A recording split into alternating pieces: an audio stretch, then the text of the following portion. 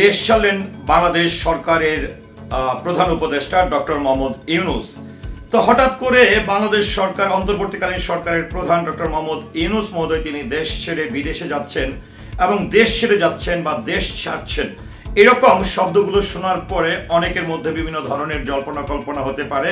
অনেকেই ভাবতে পারেন তাহলে কি ডক্টর ইউনূস একবারে দেশ ছেড়ে চলে যাচ্ছেন। আবার অনেকেই ভুয়া তথ্য প্রচার নিয়ে মেতে উঠবে, অনেকে অনেক ধরনের ভিডিও তৈরি করবেন। যারা আসলে সরকারের পক্ষে তারা এক ধরনের ভিডিও তৈরি করবেন, যারা বিপক্ষে তারা এক ধরনের ভিডিও তৈরি করবেন। তবে আসলে দেশের মানুষ, সাধারণ জনগণ জানতে চায় আসলে সঠিক তথ্যটি।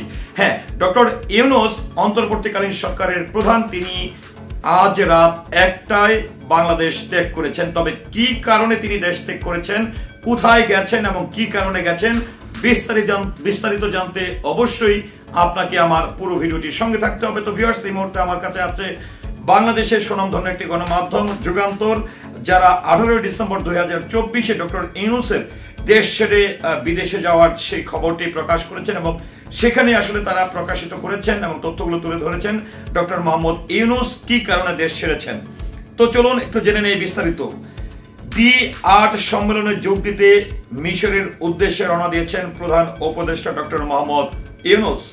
মঙ্গলবার 17 ডিসেম্বর দিবাগত রাত 1:20 তাকে বহনকারী বিমান ঢাকা হযরত শাহজালাল আন্তর্জাতিক বিমানবন্দর ছেড়ে যান। এই সম্মেলনে বাংলাদেশ ছাড়াও আরো কয়েকটি দেশের সরকার প্রধান যোগ দেবেন। সম্মেলনের ফাঁকে একাধিক দেশের সরকার প্রধানের সাথে ডক্টর মোহাম্মদ ইউনূসের সাইডলাইন বৈঠক হওয়ার কথা রয়েছে। মঙ্গলবার সন্ধ্যায় প্রধান উপদেষ্টা deputy press secretary Amjad Majumdar বলেন, D8 সম্মেলনটি বাংলাদেশের জন্য অত্যন্ত গুরুত্বপূর্ণ।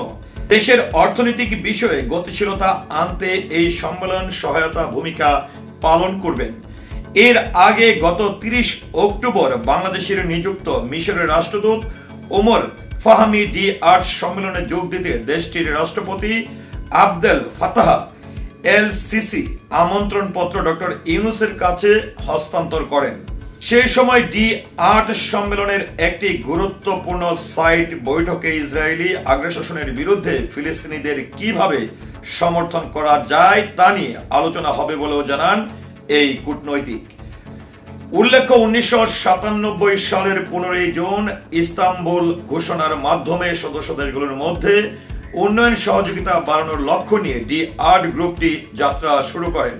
D8 এর প্রাথমিক লক্ষ্য ছিল বিশ্ব অর্থনীতিতে সদস্য রাষ্ট্রগুলোর অবস্থানকে শক্তিশালী করা, বাণিজ্যের নতুন সুযোগ সৃষ্টি করা, আন্তর্জাতিক সিদ্ধান্ত গ্রহণ প্রক্রিয়া অংশগ্রহণ বাড়ানো এবং সদস্য দেশগুলোর জীবনযাত্রার মান উন্নয়ন ইত্যাদি। তো যাই হোক, D8 সম্মেলনে আসলে যোগ দিতেই বাংলাদেশের অন্তর্বর্তীকালীন সরকারের যিনি প্রধান ডক্টর মোহাম্মদ ইউনূস আসলে বাংলাদেশ ত্যাগ করেছেন। তবে যাই হোক, সবচেয়ে বড় যে বিষয়টি হচ্ছে যে আমি যেটি বলছিলাম যে এখন গুজব রটানো, গুজব প্রচার নিয়ে আসলে আমরা অনেকটাই মেতে উঠেছি। যারা সরকারের পক্ষে তারা এক ধরনের সংবাদ প্রকাশ করছে, যারা বিপক্ষের তারা এক ধরনের সংবাদ প্রকাশ করছে। তবে আমি কারো পক্ষ নয়, আমি এই রাষ্ট্রের, আমি বাংলাদেশের মানুষ। বাংলাদেশের সবসময় শান্তি বিরাজ করুক, বাংলাদেশ উন্নয়নে ধাপিত হোক। বাংলাদেশ সরকার তাদের যে লক্ষ্য, বাংলাদেশের নাগরিক অধিকার, বাংলাদেশকে সুন্দরভাবে প্রতিষ্ঠিত করতে এবং উন্নয়নশীল রাষ্ট্র হিসেবে প্রতিষ্ঠিত করতে যা যা তথ্য এবং সঠিক তথ্যগুলো প্রচারণার ক্ষেত্রেই আমি সর্বোচ্চ ভূমিকা রাখার চেষ্টা করি এবং সঠিক তথ্যটি আপনাদেরকে জানানোর চেষ্টা করি। তো viewers, doctor Mohammad Yunus D8 যে সম্মেলনটিতে অংশগ্রহণ করতে গেছে সেটি নিয়ে কতটা ফলপ্রসূ আমাদের জন্য বয়ে আনতে পারে আশা করছি কমেন্টের মাধ্যমে জানাবেন। সে সাথে পুরো ভিডিওটির সঙ্গে থাকার জন্য অসংখ্য ধন্যবাদ। আসসালামু আলাইকুম।